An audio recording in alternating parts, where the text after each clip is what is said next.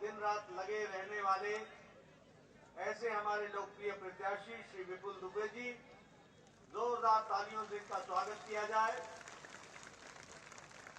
श्री विनय श्रीवास्तव जी, श्री कौशलेंद्र सिंह पटेल जी, जिला के प्रभारी, श्री रमेश बिन जी, हमारे बहुत ही लोकप्रिय सांसद और संसद में मेरे साथी, श्री गोरखनाथ पांडे जी, पूर्व सांसद, श्री रंगनाथ मिश्रा जी, पूर्व मंत्री, प्रभाष शंकर पांडे जी, पूर्व विधायक, मानवेंद्र सिंह जी, डॉक्टर एस.एल. निषाद जी, राष्ट्रीय निषाद सचिव पार्टी के, सम्मानित मंच और हमारे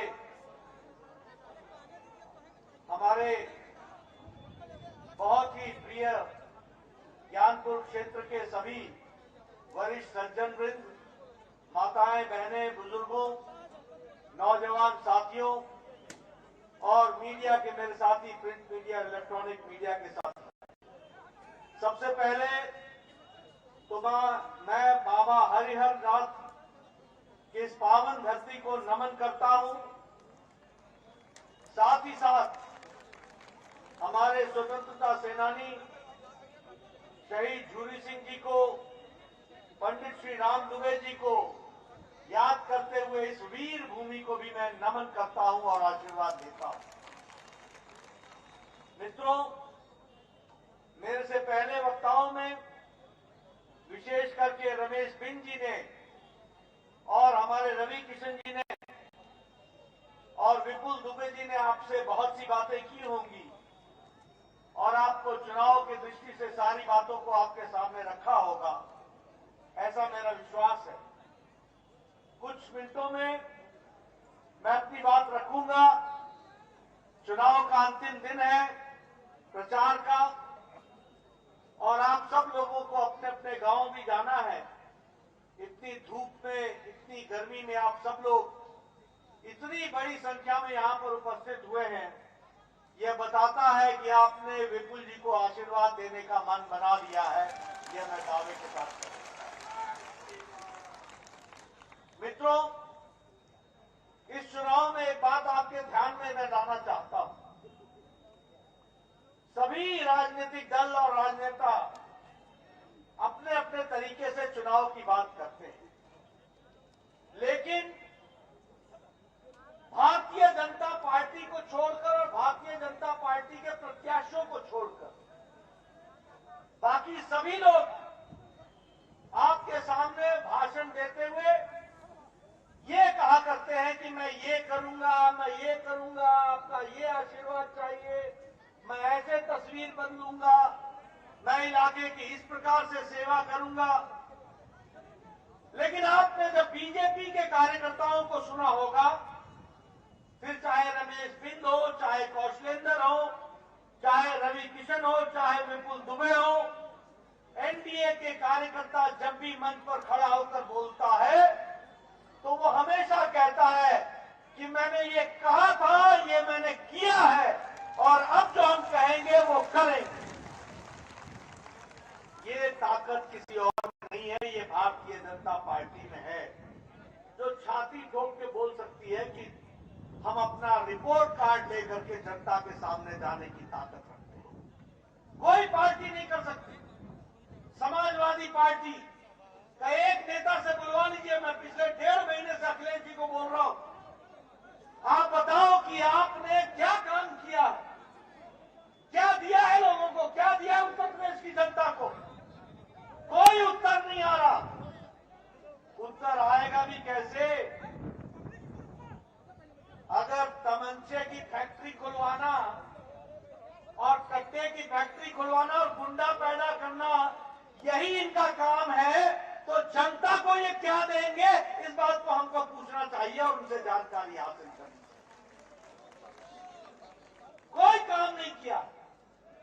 जो काम हुए हैं वो योगी जी के टाइम पर हुए, वो मोदी जी के आशीर्वाद से हुए और इस जगह की भी और उत्तर प्रदेश की भी, पूर्वांचल की और सारे उत्तर प्रदेश की अगर तस्वीर बदली है और तकदीर बदली है तो वो मोदी जी के आशीर्वाद से योगी जी ने धरती पर ला करके किया है। इसको आपको याद है। हमारी पार्टी जो कहती है वो करती है। मैंने पहले भी कहा, हम परिवार की पार्टी नहीं है, हम कोई रीजनल पार्टी नहीं है, हम कोई क्षेत्रीय पार्टी नहीं है। हमारी पार्टी राष्ट्रीय पार्टी है और विचारों के साथ जुड़ी हुई पार्टी है।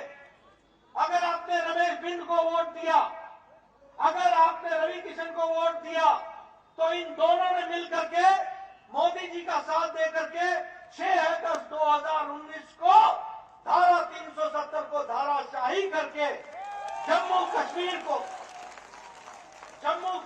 को भारत का अभिन्न अंग तो है ही, कानून के दृष्टि से भी सारे भारत के कानून अब जम्मू कश्मीर की धरती पर भी लगते हैं। ये संभव हुआ है तो आपके वोट के कारण हुआ है। इस बात को हमको याद रखना चाहिए। अगर आपने 2019 में मोदी जी को आशीर्वाद दिया, रमेश बिंद जी को आशीर्वाद दिया, रवि किशन जी को आशीर्वाद दिया, तो यह 3 तलाक का काला कानून, 13वीं शताब्दी का दंश वाला कानून, जो मुस्लिम महिलाओं को आजादी से रोकती थी, जिससे सुप्रीम कोर्ट ने भी कहा था कि इसको हटाना चाहिए, ये नहीं रहना चाहिए, किसी नेता में दम नहीं था। सभी सांप्रदायिकवाद के बोझे तले दब जाते थे, तुष्टीकरण की राजनीति करते थे।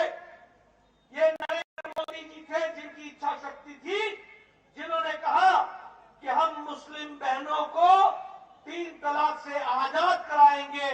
और रवि किशन और रमेश बिंद ने जो ताकत थी वो आपने दी, उसके कारण संविधान में परिवर्तन करके आज करोड़ों मुस्लिम महिलाओं को 3 तलाक से आजाद कर दिया। यह परिस्थिति लाकर के खड़ी की। इसलिए जो कहा था वो किया है, जो कहेंगे वो करेंगे। इस बात को हमको याद रखना चाहिए।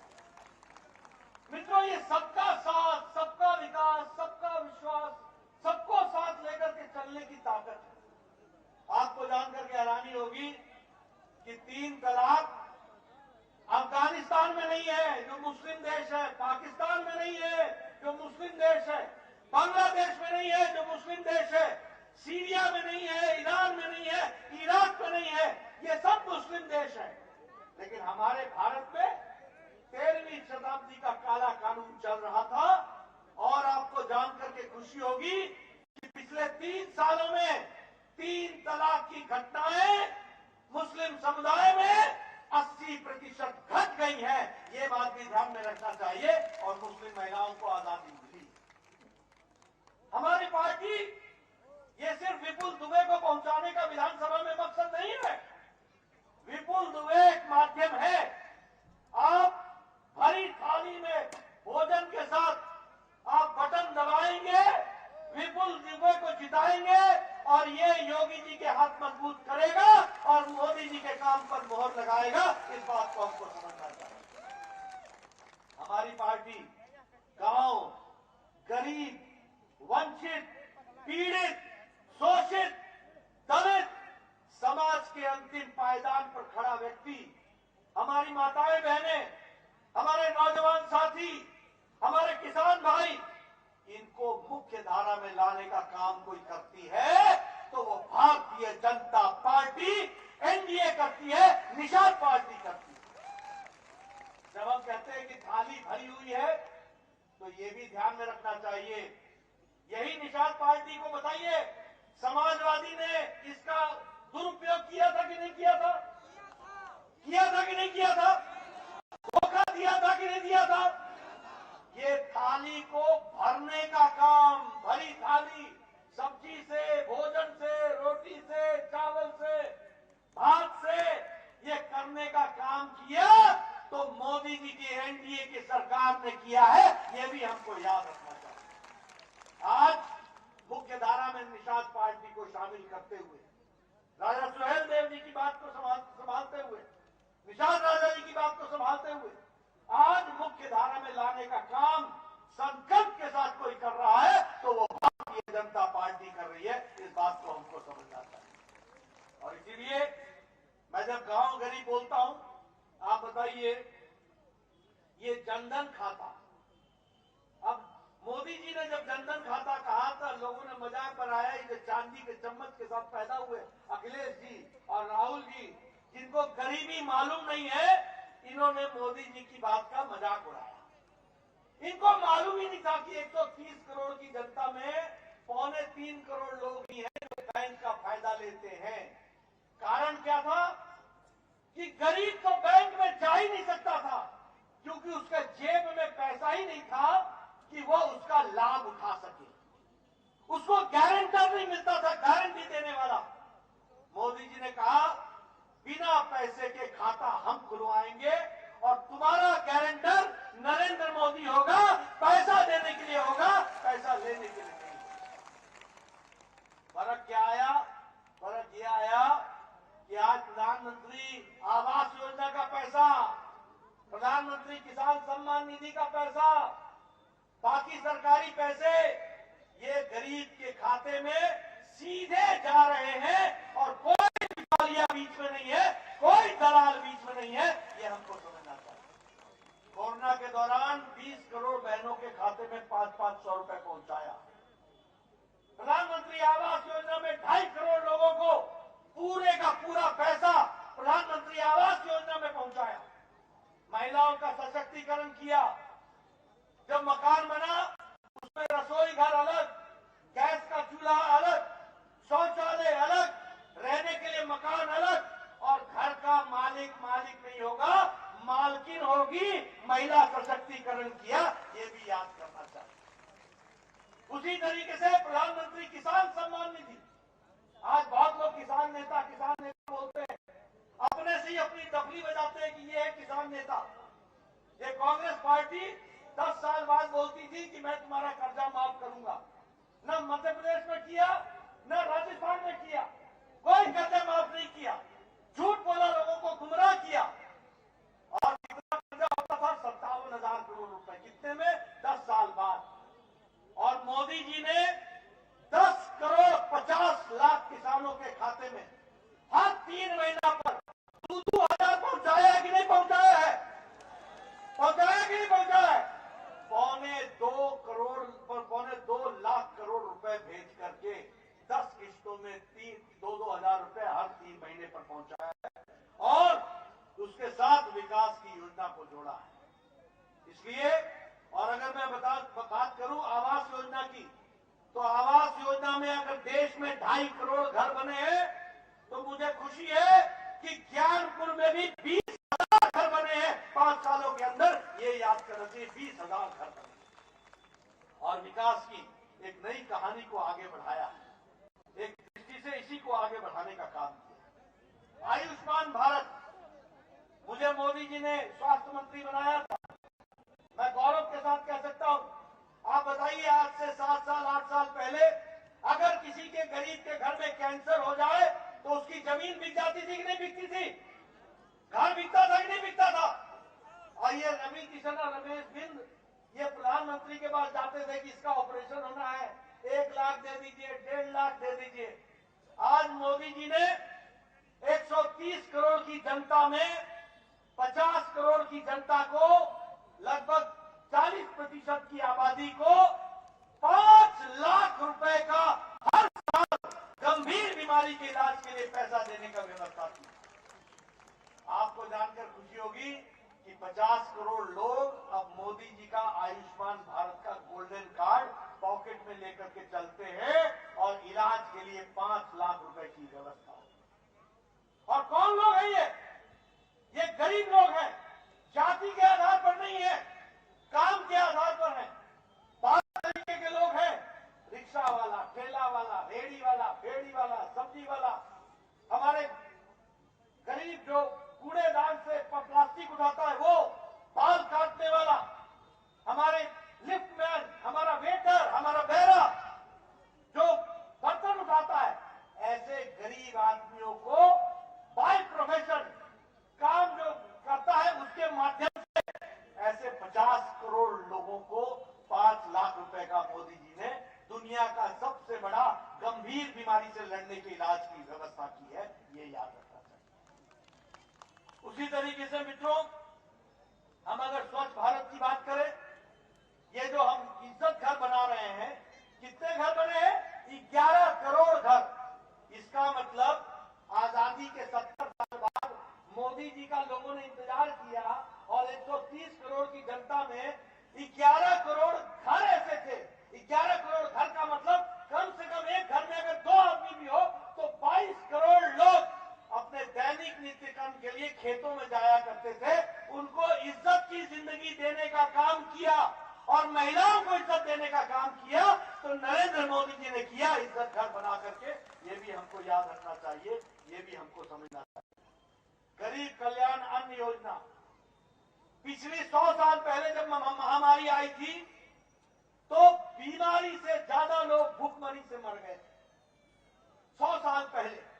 लेकिन मोदी जी ने निर्णय लिया, निश्चय किया कि हमारे देश में कोई भी भूख से नहीं, उसको 2 वक्त के भोजन का इंतजाम किया जाएगा। और पिछले 2020 के मार्च महीने से लेकर 80 करोड़ की जनता को 5 किलो गेहूं, 5 किलो चावल, 1 किलो दाल और योगी जी का चना और तेल और नमक, बोलिए मिल रहा है कि नहीं मिल रहा है? मिल रहा है कि नहीं मिल रहा है? आप बताइए, ये डबल इंजन है, डबल इंजन। मोदी जी का राशन अलग, योगी जी का राशन अलग। डबल इंजन का डबल जो आपको व्यवस्था मिली है, इसको हमको समझना चाहिए, इसको हमको याद रखना चाहिए। इसलिए महिला सशक्तिकरण, युवाओं का सशक्तिकरण, गरीब की चिंता, ये किसी ने की है तो नरेंद्र मोदी जी की सरकार ने की है, ये याद रखना चाहिए। मित्रों, मैं यहां आया हूं, आप बताइए ज्ञानपुर में मेडिकल कॉलेज का काम चल रहा है कि नहीं चल रहा है? मेडिकल कॉलेज का काम चल रहा है कि नहीं चल रहा है? मैं स्वास्थ्य मंत्री था 2014 में, उत्तर प्रदेश की जनसंख्या 22-23 करोड़ थी और आपके पास 15 मेडिकल कॉलेज थे, सिर्फ 15 मेडिकल कॉलेज। आज मुझे खुशी होती है बताते हुए कि मोदी जी के आशीर्वाद से उत्तर प्रदेश को सबसे ज्यादा मेडिकल कॉलेज मिले हैं। 59 मेडिकल कॉलेज खुले हैं, 59 मेडिकल कॉलेज। ये ज्ञानपुर का मेडिकल कॉलेज सिर्फ मेडिकल कॉलेज नहीं है, हर साल 100 बच्चे डॉक्टर बनेंगे यहां से, ज्ञानपुर से। हर साल 100 बच्चे फार्मासिस्ट बनेंगे, हर साल 100 बच्चे बहनें हमारी नर्स बनेंगी और हर साल 100 बच्चे पैरामेडिक्स में आएंगे। दवाई की एक नई दुनिया खुलेगी, डायग्नोस्टिक का एक सेंटर खुलेगा और ज्ञानपुर के गांव का निकला हुआ बच्चा, गांव का बच्चा ज्ञानपुर में गांव में डॉक्टर लग करके आपकी सेवा करेगा। ये अंतर आने वाला है, इसको हमको याद रखना चाहिए। आप बताइए, विकास है कि नहीं है? विकास हुआ है कि नहीं हुआ है? अगर 5 साल में 11 यूनिवर्सिटी खुलती है, 78 डिग्री कॉलेज खुलते हैं, 28 इंजीनियरिंग कॉलेज खुलते हैं, 59 मेडिकल कॉलेज खुलते हैं, 2 all India institute medical sciences खुलते हैं, आप बताइए ये विकास, शिक्षा का विकास है कि नहीं है? है कि नहीं है? और बताइए, उज्ज्वला योजना में बहनों को गैस का चूल्हा मिला कि नहीं मिला? गैस का सिलेंडर मिला कि नहीं मिला? और आप विपुल दुबे को भेजिएगा, बहनों को होली और दिवाली में 2 सिलेंडर त्योहार का मुफ्त मिलेगा, इसको भी आप याद रखिए। आप बताइए, सड़कों का जाल बिछा है कि नहीं बिछा है? सड़कों का जाल बिछा है कि नहीं? ये हाईवे बना कि नहीं बना? ये पूर्वांचल, ये गोरखपुर लिंकवे, ये बुंदेलखंड लिंकवे, ये गंगा एक्सप्रेसवे, जिसको देखो हर एक कोई हाईवे पर ही चल रहा है। मेरे नौजवान मुझे मिलते हैं, पहले ये मोटरसाइकिल पर चलते थे तो पता ही नहीं चलता था कि खड्डे में सड़क है या सड़क पे खड्डा है। आजकल 80-90 दौड़ा रहे कि नहीं दौड़ा रहे? बोलो नौजवान, दौड़ा रहे कि नहीं दौड़ा रहे? 4 लेन, 6 लेन। मित्रों, ये सड़क नहीं है, ये विकास की गंगा है, ये बदलता उत्तर प्रदेश है। इसको हमको समझना होगा, इसको हमको जानना होगा। इसलिए मित्रों, मैं विकास के बारे में आपको अब बताइए, आप विपुल दुबे को भेजेंगे और आपकी बच्ची जब मोपेड पर, स्कूटर पर योगी जी का मुफ्त मोपेड मिलेगा और जब उससे स्कूल और कॉलेज जाएगी तो परिवर्तन आएगा कि नहीं आएगा? और जब नौजवान अपने हाथ में एक लैपटॉप लिए हुए होगा और टैबलेट लिए हुए होगा और उससे वो दुनिया को देखेगा, तो ज्ञानपुर का नौजवान ज्ञानी होगा कि नहीं होगा? तो कराना है कि नहीं कराना है? अगर ये कराना है तो विपुल दुबे को विधानसभा भेजना है, इसकी आपको चिंता करनी पड़ेगी और हरी थाली पर मोहर लगाना होगा, इसकी आपको चिंता करनी पड़ेगी, ये आपको सोचना पड़ेगा। मित्रों, आपने जिन बातों को कहा है, अभी हमारे विपुल जी लोकल विषय की बात कर रहे हैं। एक तो कहते हैं डेगूर पुल में पिपला पुल को पक्का पुल करने की बात है और सीतामढ़ी में तहसील की बात है। अब बताइए, अब मैं चुनाव के बंधन में बंधा हूं, तो यहां से तो कुछ नहीं बोल सकता, लेकिन इतना जरूर बोल सकता हूं कि ये मोदी जी और योगी जी का राज आया है, तो जो बोलते हैं वो करते हैं, तो आगे भी जैसे होगा वैसे होगा, आप चिंता मत कीजिए। लेकिन हम यही बोल सकते हैं कि आशा है तो वो भी विपुल से है, आशा है तो वो भी योगी जी से है, और पूरा करेंगे तो मोदी जी पूरा करेंगे। इस बात को हमको याद रखना चाहिए। मित्रों, फिर चाहे वो फ्लाईओवर का कंस्ट्रक्शन गोपीगंज का हो, फिर चाहे वो कम्युनिटी टॉयलेट बनाने का विषय हो, चाहे वो ओवरब्रिज बनने का कंस्ट्रक्शन का विषय हो। बताइए, गंगा पर कंस्ट्रक्शन का काम मिर्जापुर से रामपुर को जोड़ने का शुरू हो रहा है कि नहीं हो रहा है? हो रहा है कि नहीं शुरू? तो उसको करना हो तो उसका लाइसेंस विपुल दुबे है, याद रखिएगा, इसको हमको आगे बढ़ाना है। इसलिए मित्रों, चाहे जनता का सशक्तिकरण हो, चाहे इलाके का विकास हो, यह विकास का काम भारतीय जनता पार्टी कर सकती है। लेकिन मैं यहां पर इससे ज्यादा आपसे मांगने आया। मित्रों, आज उत्तर प्रदेश आर्थिक जगत में 7वें नंबर से उठ करके दूसरे नंबर पर योगी जी ने 5 साल में पहुंचाया, और एक बार विपुल को भेजोगे तो पहले नंबर पर उत्तर प्रदेश उत्तम प्रदेश बन जाएगा। करना है कि नहीं करना है? करना है कि नहीं करना है? अगर ये विकास करना है, अगर ये तस्वीर और तकदीर बदलनी है, तो एक बात ध्यान रखना कि उत्तर प्रदेश का कानून व्यवस्था बरकरार रखने की जरूरत है। आप बताइए, अखिलेश जी के जमाने में माफिया राज था कि नहीं था? माफिया राज था कि नहीं था? आपके इलाके में भी माफिया थे कि नहीं थे? मैं नाम नहीं लूंगा, लेकिन आजकल हाथ जोड़ करके प्रत्याशी बन के घूम रहे हैं। मालूम है ना इनका भी रिकॉर्ड? मालूम है ना? ऐसे लोगों को भेजोगे? ये इनकी वंशावली ऐसी है भैया, ऊपर से शुरू करोगे तो नीचे तक। अभी मेरे से समाजवादी पार्टी के एक व्यक्ति ने कहा कि समाजवादी पार्टी के लोग गुंडे हैं। मैंने कहा ये तो बड़ा हल्का शब्द इस्तेमाल कर दिया। समाजवादी और गुंडा ये तो पर्यायवाची है, एक ही शब्द के दो मतलब है। समाजवादी कार्यकर्ता हो और गुंडा ना हो, ये संभव ही नहीं है। ये तो दोनों मिले हुए हैं, एक ही चीज है भैया। और कहने के लिए नहीं कह रहा हूं। आप बताइए, अखिलेश जी के राज्य में अतीक अहमद दंदनाता था कि नहीं दंदनाता था? बोलो, दंदनाता था कि नहीं दंदनाता था? ये आजम खान दंदनाता था कि नहीं दंदनाता था? आप बताइए, ये मुख्तार अंसारी दंदनाता था कि नहीं दंदनाता था? बोलो ना भैया, दंदनाता था कि नहीं? अब देखो, व्यक्ति वही, कानून वही, जुर्म वही, मुजरिम वही, और मुजरिम के साथ साथ अगर व्यक्ति अलग होता है, अगर व्यक्ति सरकार में अलग होता है, तो निर्णय अलग होता है। जो लोग अखिलेश के जमाने में दंड ना रहे थे, वो आज योगी जी के जमाने में जेल में गुल्ली डंडा खेल रहे हैं, गुल्ली डंडा। इसलिए आपको मैं बताऊं, मुजफ्फरनगर का दंगा हुआ था कि नहीं हुआ था? बताइए, अखिलेश के जमाने में 200 दंगे हुए थे कि नहीं हुए थे? और योगी जी के टाइम पर एक भी दंगा नहीं हुआ है, एक भी दंगा नहीं हुआ है। ये एक भी दंगा नहीं हुआ ना? ये फर्क है शासन का और नेता का और पार्टी का। आप बताइए, उत्तर प्रदेश को दंगा रहित रखना है कि नहीं रखना है? अगर उत्तर प्रदेश को दंगा रहित रखना है तो फिर विपुल दुबे को भेजना है विधानसभा। इसको आपको चिंता करना पड़ेगा। भरी थाली पर भरे वोटों से भर करके आपको भेजना होगा। अब मुझे बताया गया कि यहां भी गुंडों की कमी नहीं थी। अब मुझे मैं नाम नहीं लूंगा क्योंकि अच्छा नहीं लगता कि मेरे मुंह से नाम निकले, लेकिन आजकल के प्रत्याशी और बाकी सब लोग भी यही काम करते थे कि नहीं करते थे? इनको फिर से उठने देना है क्या? उठने देना है? उठने देना है? अगर नहीं देना है तो विपुल दुबे को भेजना है। इसकी आपको चिंता करनी।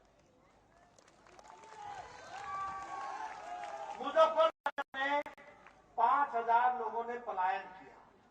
कैराना से 60 परिवार अपना जमीन बेच करके, घर बेच के चले गए। योगी जी आए तो वो वापस आए। 92 लोगों की जाने गई। सुप्रीम कोर्ट ने कहा कि अखिलेश की सरकार मुंह ताकती रही है, प्रशासन मुंह दर्शक रहा है और लोगों की सेवा नहीं हुई, लोगों की रक्षा नहीं हुई।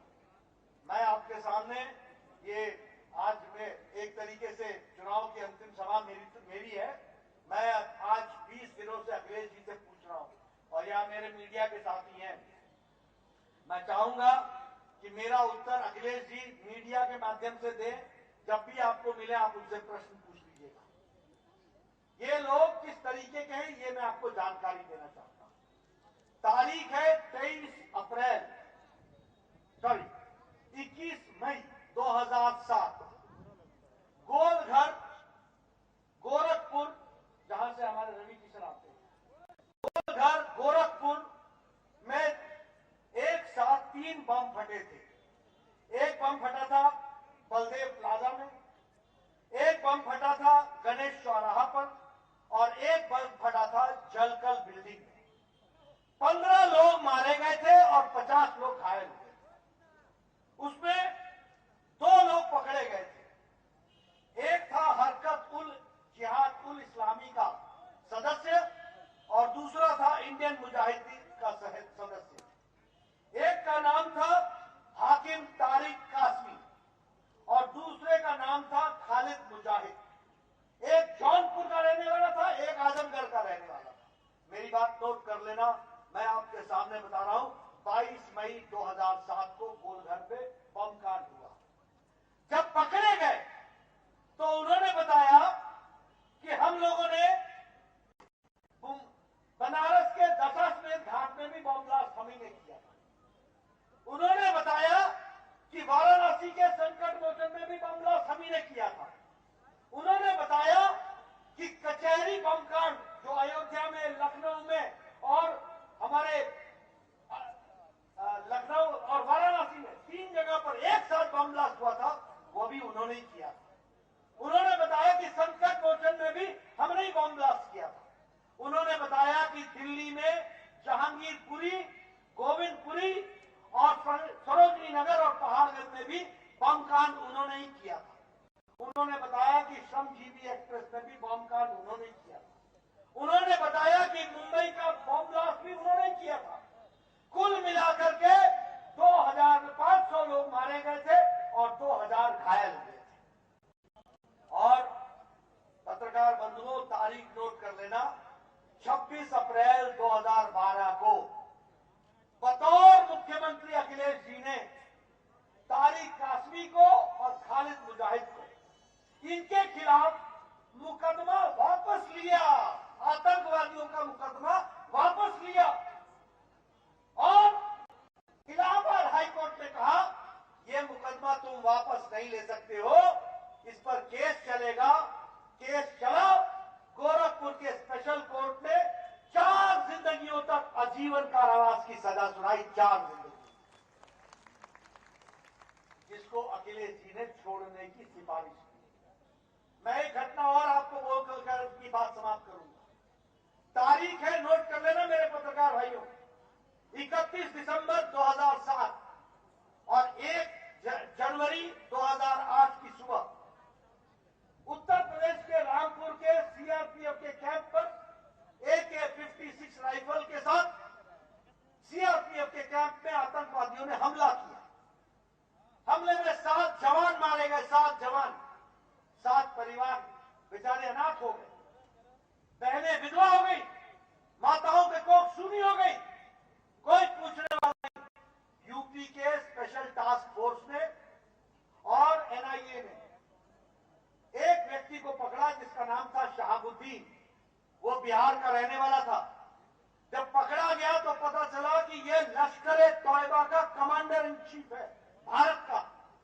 उसके ऊपर पूछताछ हुई, 7 लोग पकड़े गए और जब केस चला तो 26 अप्रैल 2012 को अखिलेश जी ने उसका भी मुकदमा वापस लिया बतौर मुख्यमंत्री। और इलाहाबाद हाई कोर्ट ने कहा तुम मुकदमा वापस नहीं ले सकते हो। मुकदमा चला और 4 लोगों को सजाए मौत हुई और 3 व्यक्तियों को आजीवन कारावास हुआ। ये याद रखना चाहिए। अब मैं पूछना चाहता हूं, ऐसे अखिलेश जी को मुख्यमंत्री बनाना है क्या? ऐसे लोगों को आगे लाना है क्या? यहां पर गुंडागर्दी करानी है क्या? यहां आतंकवादियों को लाना है क्या? हाँ, योगी जी ने तय किया है कि एंटी टेररिस्ट कमांडो स्क्वाड का ट्रेनिंग सेंटर बनेगा। कहां बनेगा?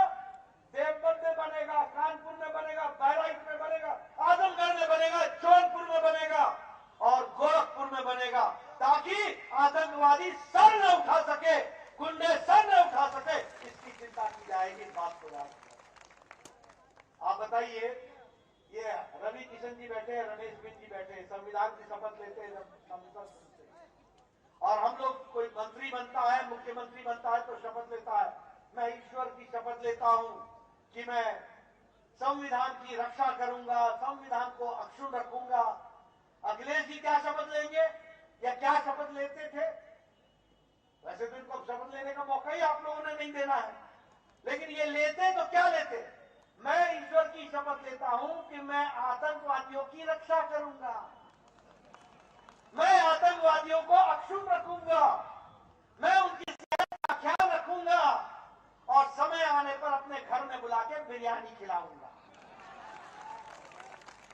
बताओ, मुजफ्फरनगर के मुख्य अभियुक्त को मुजफ्फरनगर से प्लेन पर बुलाकर लखनऊ में अपने घर में उन्होंने मुख्य अभियुक्त को बिरयानी खिलाई थी कि नहीं खिलाई थी? खिलाई थी कि नहीं खिलाई थी?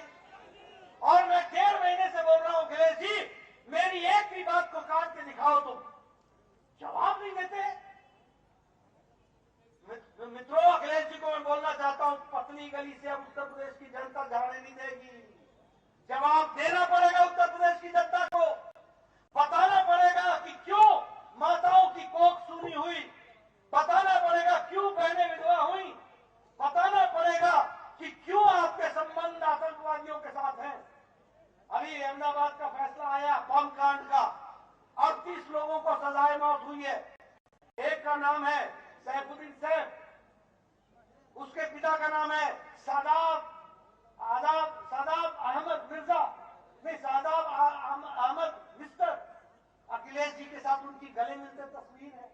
आपको गले मिलने के लिए ऐसे ही लोग ही मिलते हैं और कोई मिलता ही नहीं है। आप बताइए, योगी जी के राज में कानून व्यवस्था रही है कि नहीं रही है? ठीक रही है कि नहीं रही है?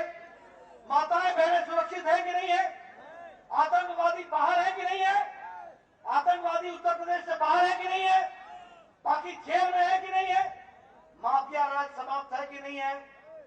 इसलिए मित्रों, ये सबको अगर बरकरार रखना है, अगर यहां मेडिकल कॉलेज चाहते हो, अगर विकास चाहते हो, अगर आप विकास के साथ अपने आप को जोड़ना चाहते हो, तो रास्ता एक है और एक है और एक है, वह है विपुल दुबे, विपुल दुबे, विपुल दुबे। ये हमारा नौजवान, इसको आप साथ दीजिए, ये आपकी सेवा करेगा, ज्ञानपुर का ज्ञान बढ़ाएगा, ज्ञानपुर को मुख्य धारा में लाएगा, सड़कें बनेंगी, विकास होगा, बहनें आगे बढ़ेंगी और गरीबी, जो गरीबी थी उससे दूर तो हो ही चुके आप, और आगे हम आगे बढ़ेंगे, आपका सशक्तिकरण करेंगे, मोदी जी के राज में आगे बढ़ेंगे, योगी जी की ताकत आपको धरती पर मिलेगी।